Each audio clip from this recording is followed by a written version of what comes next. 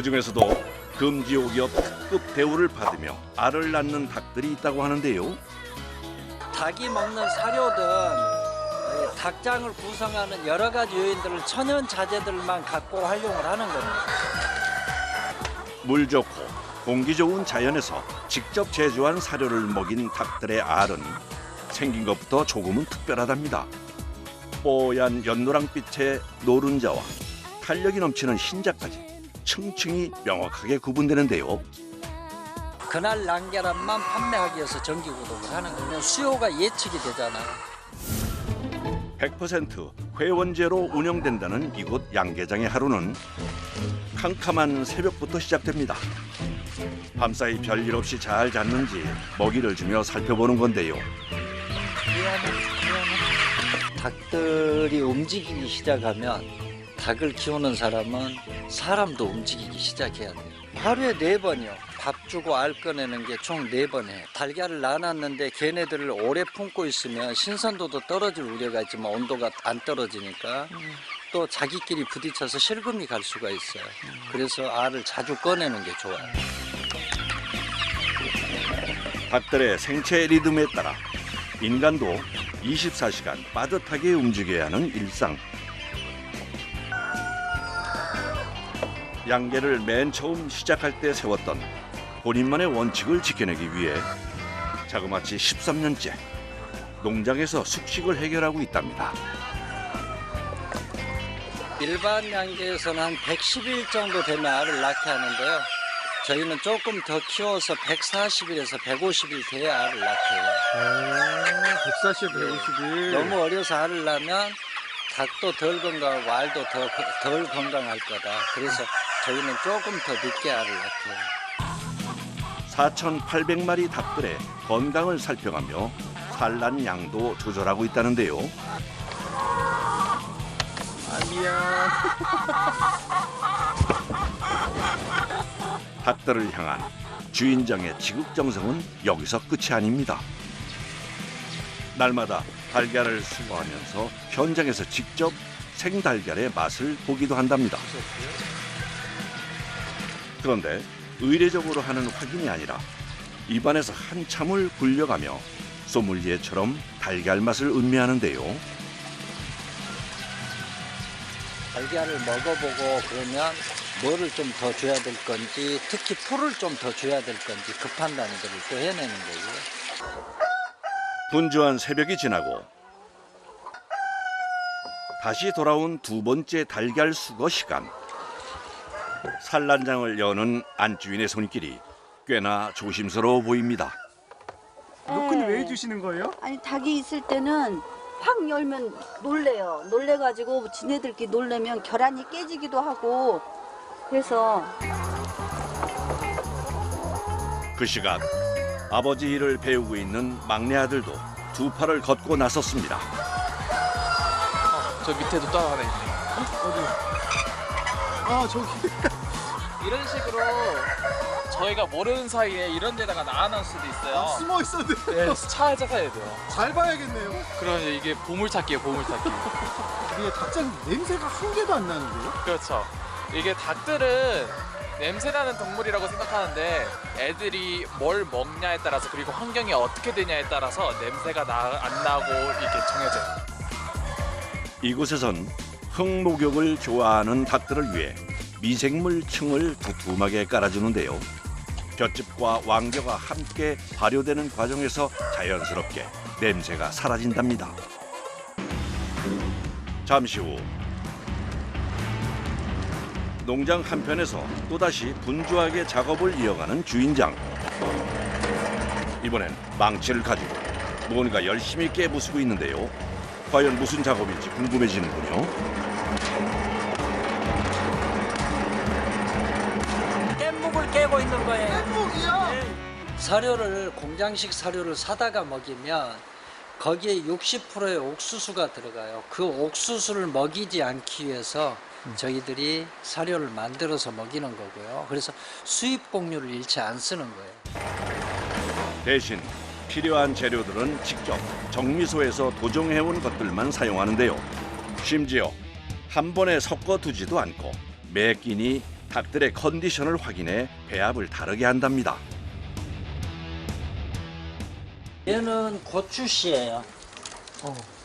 일부에서는 고추씨를 항생제 대체제 자재라고도 해요. 지방도 필요하고 그리고 탄수화물도 필요하고 그래서 미량 요소 등등등 해서 사람이 필요한 것만큼을 공급해줘야 사람한테 가장 양질의 계란이 달걀이 생산이 된다는 겁니다.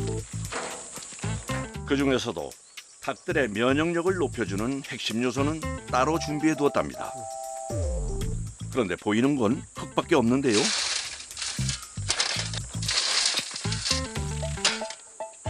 토착 미생물로 호기 발효를 시킨 닭한테 먹이는 황토흙입니다. 이것 또한 숱한 시행착오 끝에 찾아낸 나름의 비법이라고 하는데요. 방해석이라는 돌이고요. 칼슘제예요. 닭 보안 병아리 때부터 유해균에 맞서 싸울 수 있도록 강인하게 키워낸다는 이곳.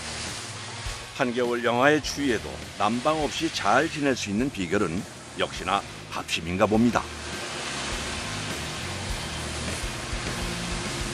1200명 5번에서 6번에 할 때마다 이렇게 섞어 예, 주시나 봐요. 닭의 상태에 따라서 가감해야 되는 재료들이 있고요. 이유식을 먹는 아이에게 어른 음식을 줄 수 없듯이 개체의 특성에 따라 그때그때 필요한 영양 성분에 맞춰 사료를 만들어 먹이는 주인장. 그 마음을 아는 건지 닭들도 밥 투정하지 않고 잘 먹습니다.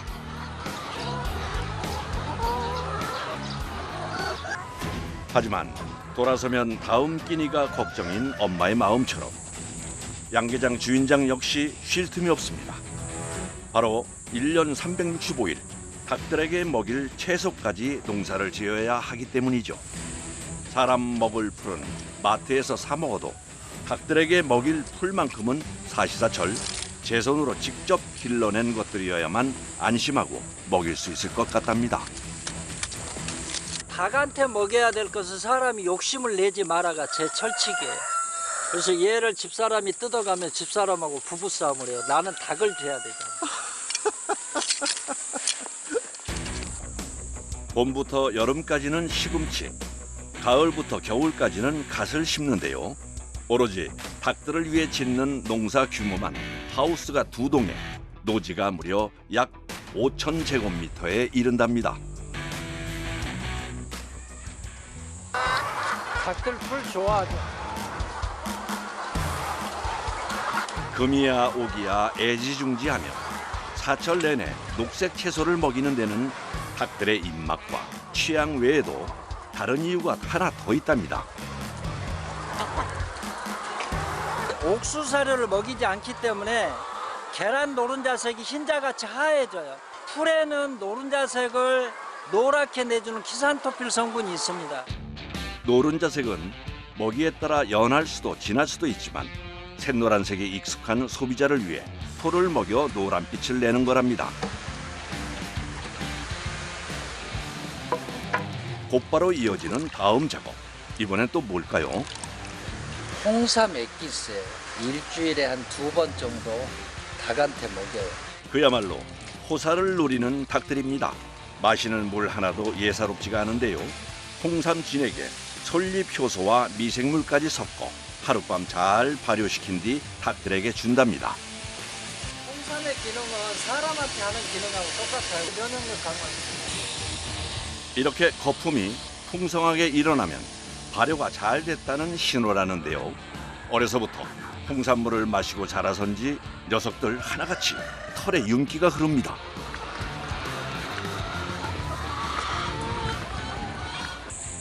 그렇게 닭들을 먹이고 나서야 식사를 준비하는 가족. 계란말이 할 거예요. 계란말이요? 네. 이렇게 닭이 한번 쪼아놓은 거거든요. 이렇게 탁. 그래서 반찬이. 날마다 달걀 반찬이 밥상에 오를 수밖에 없는 이유가 그런 거였군요. 고객분들한테 보내드릴 계란도 달걀도 없어요. 그래서 부족하기 때문에 그래서 저는 항상 이렇게 깨진 달걀만 먹고 있습니다. 보낼 것도 없어서요? 네, 그렇습니다. 뽀얀 노른자가 낯설긴 해도 한번 맛을 보고 나면 비리지 않고 고소한 그 맛에 반할 수밖에 없다고 하는데요. 착색제 계열의 사료를 안 먹이고 풀에서 나는 노른자색이어서 생계란 때도 노른자색이 연하지만 푹 삶거나 계란찜을 하면 정말 두부색이 날 만큼 하얘져요. 아버지의 이런 자부심은 아들에게도 자랑이 됐습니다. 원래는 이제 그림 쪽을 일하고 했었어요. 아, 그림이요? 그림 전공이었는데 이제 외국에서 그림 전공으로 있다가 한국에 오니까 아버지가 하는 거 보고 이제 끌려가지고 하게 되었어요. 딸들이 1년에 한 번 한국에 와도 단 하루도 같이 놀아주지 못할 만큼 농장을 비울 수가 없으니까 살아있는 생명체를 잠시라도 방치할 수가 없잖아요. 그래서 단 하루도 농장을 비울 수가 없다. 그게 가장 어려움이에요. 처음에는 좀 힘들었는데 이제 많이 적응을 해서 괜찮기는 해요. 그리고 또 뭐 같이 못 가면 다른 친구들하고 가죠 뭐. 서둘러 식사를 마치고 이번엔 선별장으로 자리를 옮긴 가족. 당일 생산, 당일 출고가 원칙이라 택배차가 도착하기 전에 선별과 포장 작업을 끝내야 한답니다. 수거해온 달걀들은 먼저 세척 과정을 거치게 되는데요. 세척 기계를 지나는 동안 껍질에 묻은 흙이나 깃털, 분변 등을 깨끗한 세척수에 솔로 닦아내며 목욕 재개를 합니다. 뒤를 이어 건조기를 향해 줄지어 입장하는 달걀들의 행렬. 이곳에서 충분히 잘 말려줘야 혹시 모를 세균의 침투도 막아낼 수 있는데요. 선별기를 통과해서도 주인장의 최종 검수를 피할 수는 없습니다. 이렇게 외형적으로 봐서는 안 깨진 것 같은데 재보면 난각이 약하거나 실금이 가 있는 애가 이렇게 나와요. 그래서 이 기계가 100%는 다 못 잡아내고요. 80%에서 85% 잡아내요. 이제 나머지 10에서 15%는 우리가 포장하면서 육안으로 골라내고. 꼼꼼한 검수 과정까지 끝내고 나면 이제 크기에 따라 일반 난과 특품 난 두 종류로 나눠 포장 박스에 담습니다. 체급에 맞춰 포장법도 달라지는데요. 얘는 특품 포장을 하는 거예요. 닭은 나이를 먹으면 알이 커져가요. 그래서 나는 늙은 닭에서 나오는 계란 왕나는 싫다. 그래서 싫어하시는 분들이 계시고요. 근데 저희 계란은 늙지 않아도 시중에 나오는 계란보다는 조금 커요. 초란도 조금 크고. 크기가 크다고 해서 무조건 노개는 아니라는 사실. 이제 마지막 최종 단계입니다. 완충제 포장으로 공기까지 빵빵하게 채워 넣으면 이제 전국 각지로 보낼 준비가 모두 마무리됐는데요. 택배 발송을 끝내고 나니 어느새 깜깜한 밤이 됐습니다. 하지만 주인장의 업무는 아직도 끝나지 않은 상황. 낮 시간에 들어온 각종 문의와 주문을 처리해야 하는데요. 문자 들어오는 게 200에서 250건. 한 달에 최고 많이 드시는 분이 한 달에 320알 드시는데 이게 최고 많이 드세요. 80알을 매주 보내는 집. 근데 적게 드시는 집은 한 달에 20알. 말 그대로 할 일이 태산입니다. 죄송합니다. 이분들이 지금 8월 달까지 신청하셔서 아직 못 받으신 분들이에요. 그래서 이분들을 새로 진입을 시키려면 또 이분들을 전산에 입력을 해 넣어야 되죠. 600~700명 정도가 아직 발송 대기 중에 있는 거예요. 그럼 한 8,000에서 9,000분 정도 되실 겁니다. 최소한 2~3달은 기다려야 겨우 맛을 볼 수 있다는 얘긴데요. 그러니까 닭을 더 많이 키우셔야 되는 거 아니에요? 닭을 더 많이 키우면 제가 키우겠다고 했던 원칙이 무너져요. 예를 들어서 네. 저는 닭한테 정말 성실하게 풀을 주는 닭을 키우겠다고 했잖아요. 근데 풀을 무한정 몇만 마리한테 줄 수가 없어요. 더더군다나 그 닭을 친절하게 관리할 사람이 없어요. 어김없이 밝아온 양계장의 하루.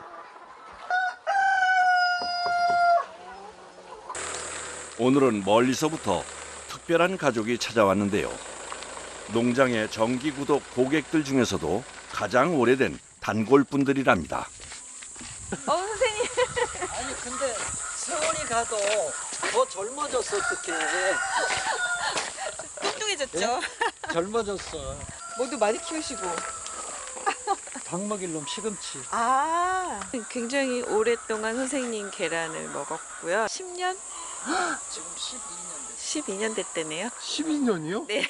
보통 이렇게 케이지에 가둬서 닭을 키우는데 여기서는 그 닭들이 뭐 흙이랑 같이 놀고 이렇게 자연스럽게 키우시는 닭들.